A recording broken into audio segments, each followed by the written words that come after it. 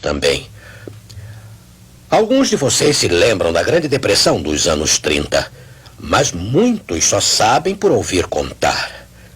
Deixe-me levá-lo agora ao QG da Igreja Adventista do Sétimo Dia para uma história secreta. Uma história tão notável, tão incrível, que deveria dissipar para sempre qualquer ansiedade sobre o futuro. E eu lhe garanto que a história é verdadeira. Os participantes eram meus amigos. W.H. Williams era um bom diretor de finanças. Ele entendia sobre moedas de muitos países. Numa época de depressão, quando as verbas eram escassas e as pessoas passavam fome, ele era o homem certo para o posto que mantinha como segundo tesoureiro da Associação Geral dos Adventistas do Sétimo Dia, em Washington, D.C. Ele era o homem certo, eu digo, para o cargo, não apenas por causa de sua experiência, mas porque a sua fé pessoal em Deus era tal que, numa época de emergência, ele fazia tudo o que Deus lhe mandasse fazer, não importa quão estranho ou irracional pudesse parecer. Eu tive o privilégio de conhecê-lo brevemente antes de se aposentar em 1956. Mas estamos em 1933. Era hora de fechar numa tarde de quinta-feira. O Sr. Williams sentou-se em seu escritório, alegre por poder relaxar após um dia tarefado. Sua esposa estava fora, portanto, atrasar alguns minutos não ia importar. Ele pensou como ia ser bom ir para a cama cedo e ter o descanso tão necessário. Mas aí ele sentiu uma pressão em seu ombro e uma voz clara disse num tom de comando: "Vá a Nova York esta noite." Ir a Nova York? Ora, o pastor Williams era o tesoureiro responsável pelo fluxo do dinheiro denominacional que entrava e saía da Associação Geral, tanto para as divisões no exterior como na América do Norte. Era ele que mexia com bancos e, sabiamente, não depositava as verbas num só banco. O dinheiro era distribuído entre um banco do centro de Washington, um do outro lado da rua em Tacoma Park e em 2 bancos em Nova York. Ele ia frequentemente a Nova York enfiar por cabo verbas para as divisões no exterior, mas ainda faltavam 10 dias para isso. Ir a Nova York esta noite? Ele se agarrou em sua poltrona e aí inclinou a cabeça. Ele disse: "Senhor, eu não tenho autoridade para operar negócios nesta época. O que vou fazer quando chegar lá?" A pressão continuou. "Vá." Ele estava cansado. Ele detestava uma viagem tarde da noite de bonde até a ferroviária. Então foi até a antessala do seu escritório para ver se Chester Rogers, seu fiel secretário, tinha ido para casa. Ele não tinha. Este prontamente concordou em levá-lo até a ferroviária para o trem da meia-noite. Chester Rogers não fez qualquer pergunta, mas certamente ele tinha razões para ficar curioso sobre o que estava acontecendo, porque o pastor Williams estava fazendo uma viagem não programada até Nova York de noite, 10 dias antes e sem autorização. E havia algo mais estranho.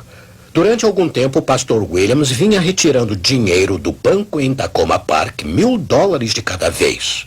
Em cada ocasião, ele havia simplesmente pedido a Chester para colocar as 10 notas de $100 num envelope, datá-lo, marcar a quantia e colocá-lo no cofre do escritório. Por que isso tudo? O pastor Williams não poderia dizer a ele, porque também não sabia a razão.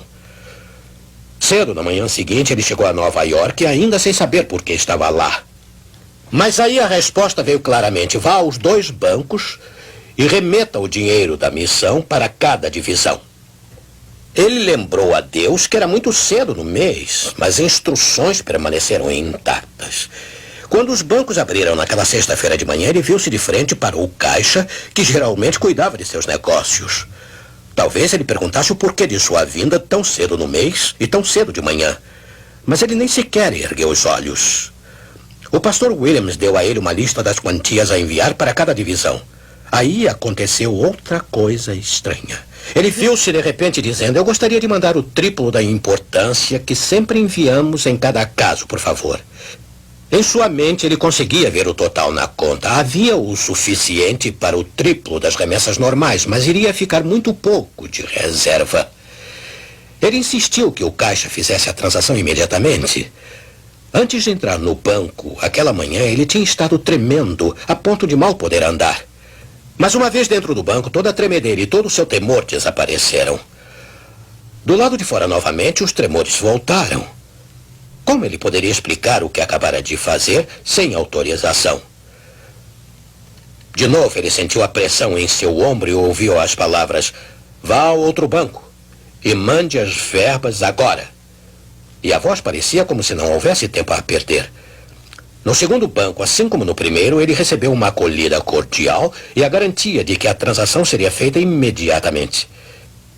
Ele sabia o que fazer em seguida. Telegrafou para cada divisão: "Conserve verbas. Segue carta." Tendo feito isso, ele de repente percebeu que estava completamente exausto. De volta em casa, ele dormiu tranquilamente, acordando tarde na manhã seguinte. O sol brilhava sobre a sua cama. Era 4 de março de 1933, o dia que o novo presidente ia ser empossado, Franklin D.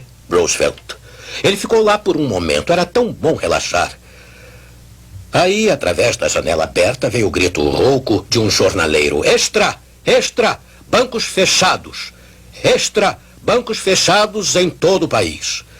O pastor Williams pulou da cama e correu para a porta de pijama, atrás de um jornal. Ele tinha que saber o que tinha acontecido. E lá estava. Uma manchete negra de quase 5 centímetros de altura. Bancos fechados em todo o país. Agora ele sabia. O novo presidente só iria proclamar seu famoso feriado bancário no dia seguinte. Mas na manhã de 4 de março, dia da posse, corretores da Bolsa de Nova York viram Richard Whitney, o diretor da Bolsa, preparando-se para fazer o histórico anúncio. A Bolsa havia fechado não apenas por um dia, mas indefinidamente. O sistema bancário sofreu um colapso. A emergência era total e a nação teria que se ajustar a um mundo sem dinheiro.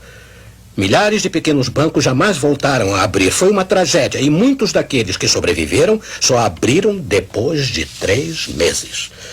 E durante aquele período não foi possível enviar dinheiro para fora dos Estados Unidos.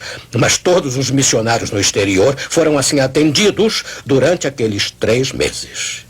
E quando os envelopes no cofre do escritório foram contados, havia apenas o suficiente para pagar a folha dos funcionários durante 3 meses. Amigo, haverá outros desastres naturais. Mais incêndios, inundações e tudo mais. E poderá haver uma outra grande depressão. Quem sabe? Mas isso realmente importa com um Deus assim?